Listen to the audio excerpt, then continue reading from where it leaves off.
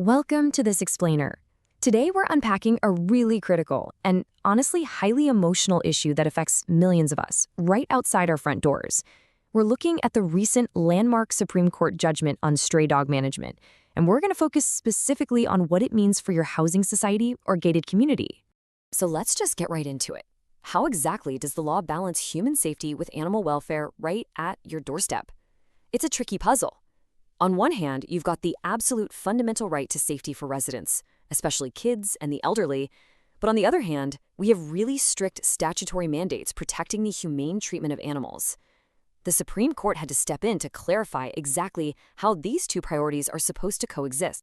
Here is our quick roadmap for today. We're going to cover 1. The stray dog dilemma, 2. Rules for gated communities, 3. The capture and release rule, 4. Handling dangerous dogs, 5. Can a dog be killed, and wrap up with 6. Guidelines for society management.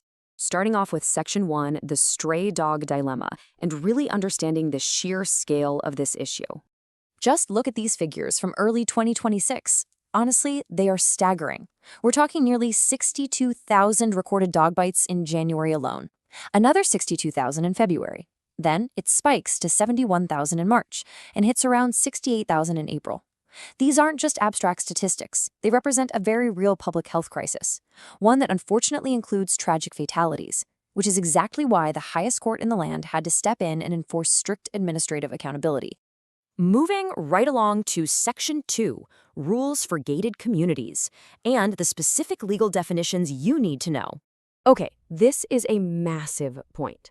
Under Rule 7.2 of the Animal Birth Control Rules of 2023, the law explicitly defines street dogs to include those living within a gated campus. Basically, that means a dog roaming inside your private housing society literally has the exact same legal protections as a dog living out on a public street. Now, the Supreme Court draws a really clear line here. If you're talking about highly sensitive institutional areas, places like schools, hospitals, or transit hubs, stray dogs must be permanently removed to designated shelters to protect vulnerable people.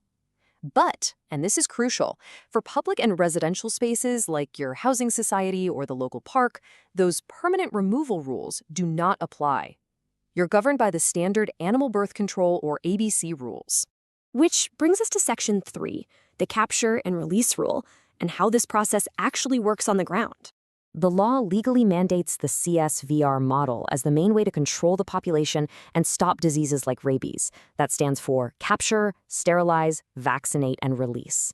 The Supreme Court absolutely prohibits indiscriminately culling or permanently removing healthy dogs from residential areas. The whole idea is to create a stabilized, vaccinated population, rather than just pulling dogs out and creating a vacuum that new, unsterilized dogs will inevitably fill. And here is the part that sparks the most intense debates in community meetings. Directly quoting Rule 11.19, it says that animals picked up from a gated community for sterilization must be released back to that exact same place. Your management committee cannot legally hire someone to just catch community dogs and dump them in another neighborhood. It's against the law. All right, Section 4, Handling Dangerous Dogs and the Legal Protocols Around Them. The court is super clear here. Public safety is paramount. If a bite happens or a dog becomes a continuous threat, local authorities have to step in. There needs to be an immediate medical response, and hospitals are mandated to keep anti-rabies vaccines in stock. But when it comes to addressing the actual dog, that requires safe handling by specialized municipal teams and veterinary experts. Residents or society management absolutely cannot take the law into their own hands and attack the animal. That naturally leads us to Section 5. And the toughest question of all, can a dog actually be killed? Let's look at the court's exact words. According to the judgment, in areas where dog bites have become frequent and pose a constant threat, the court says euthanasia is legally permissible. But, and this is a massive but, it is strictly restricted to extreme edge cases. We're talking only about dogs that are rabid, incurably ill, or demonstrably dangerous and aggressive. It is so important to understand that this is not some blanket permission for societies to just eradicate dogs. This legal provision requires a formal, rigorous assessment by qualified veterinary experts. Every single step has to strictly align with the Prevention of Cruelty to Animals Act. It's a highly regulated public health measure, not a community vigilante right. Finally, Section 6, Guidelines for Society Management. basically your SOP playbook. To enforce all these rules and prevent things from reaching extreme points, strict administrative setups and interdepartmental coordination are legally required. Everyone has a role to play here to keep the peace. Let's break down exactly what the management committees, the residents, and the dog lovers should be doing. If you're on the management committee, your focus has to be on structural safety. Your big do's include securing the premises with proper fencing to stop new strays from wandering in, appointing a dedicated nodal officer to oversee this, locking down your waste management so you aren't leaving out food sources that attract packs, and coordinating with municipal bodies for the CSVR process. And your don'ts? You absolutely must not forcefully relocate already sterilized dogs, and you cannot permit indiscriminate culling. Now, for the residents and dog lovers living there, harmony really comes down to responsibility.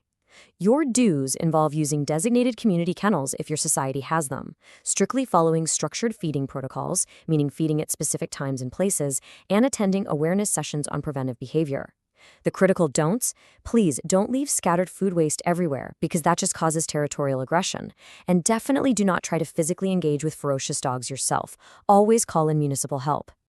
Keeping this whole system running takes constant vigilance. The Supreme Court mandated regular municipal inspections to make sure dangerous habitats aren't forming too close to where people live. Also, if your society decides to hire an NGO to help with sterilization, you've got to thoroughly verify their credentials and track record to avoid scams or illegal practices. It truly takes a village to maintain both awareness and safety. Which brings us to the end of our explainer and leaves us with one really vital question to think about.